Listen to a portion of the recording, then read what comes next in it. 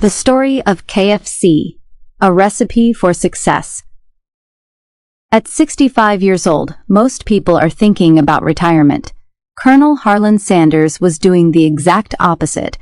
With little money, a pressure cooker in the trunk of his car, and a secret fried chicken recipe, he traveled across the United States looking for restaurant owners who would give him a chance. Many believed he was too old to start over, but Sanders refused to quit. His determination eventually transformed a small roadside restaurant into KFC, one of the world's largest restaurant chains. However, his incredible success came only after a lifetime filled with hardship, failure, and personal tragedy. Harland Sanders was born in 1890 on a small farm near Henryville, Indiana. When he was 6, his father died, leaving his mother to raise 3 children alone. While she worked long hours, Harland cared for his younger brother and sister and learned to cook, a skill that would later change his life.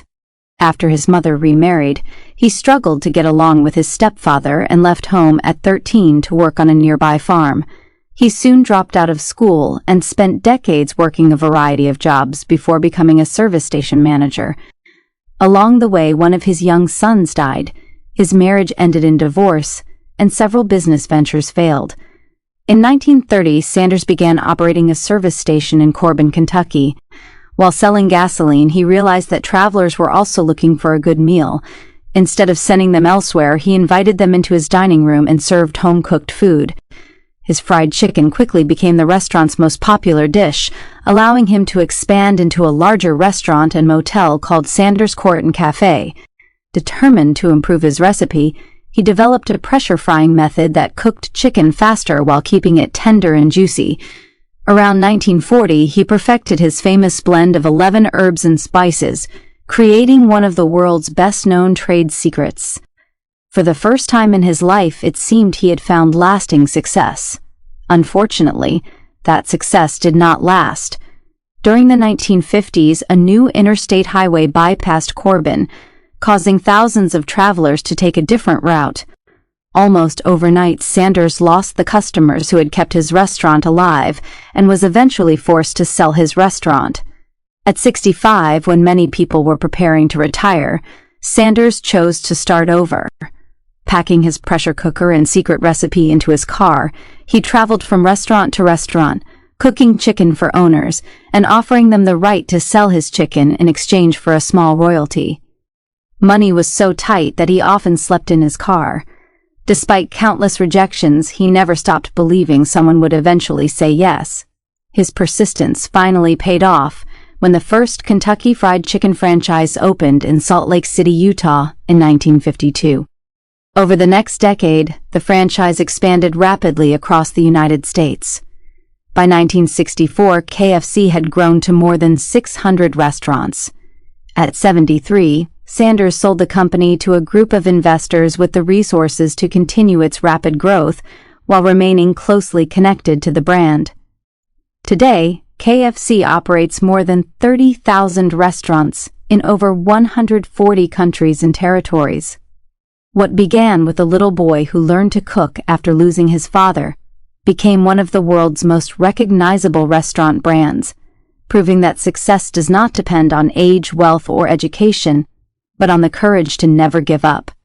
Fun facts: Harland Sanders and KFC. Kentucky Fried Chicken became KFC. In 1991, the company officially shortened its name to KFC as part of a global rebranding. The shorter name was easier to recognize internationally and reflected a menu that offered more than fried chicken. He wasn't a real military colonel.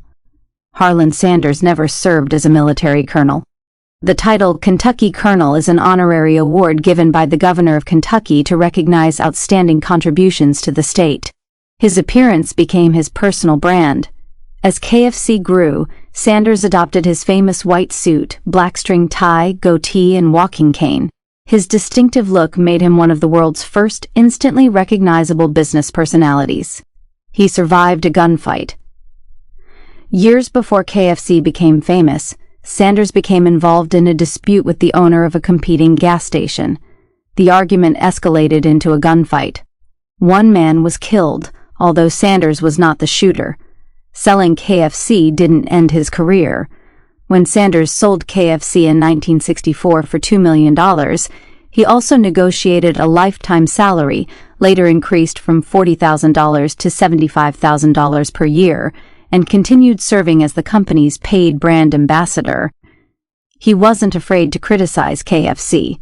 Even after selling the company, Sanders publicly complained when he believed the food quality had declined.